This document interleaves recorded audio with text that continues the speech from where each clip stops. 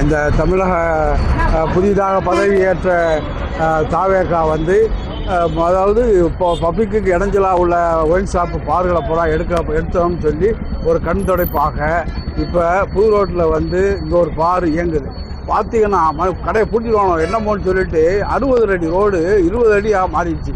எவன் குடிச்சு போட்டு பஸ்ஸில் விட போகிறான், என்ன வெட்டு குத்து விட போகிறாங்கிறது தெரியலை. பயங்கரமான ரஷ்ஷு.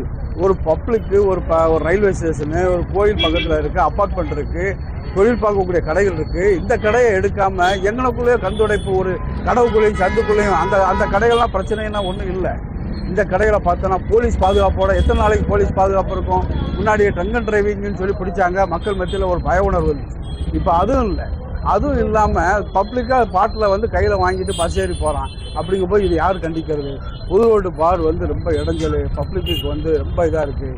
இதை வந்து மனதில் கொள்ளணும். அது போய் இன்னொன்று பஸ் ஸ்டாப்புக்கு மத்தியில் பொம்பளை பிள்ளைகள்லாம் ஏகப்பட்ட பொம்பளை பிள்ளைகள்லாம் இருக்கக்கூடிய இடத்துல லம்பி கீழே விழுதான் சரக்கடிச்சு. அப்படிங்கும்போது இந்த பாரை வந்து கண்டிப்பான முறையில் எடுக்கணும்.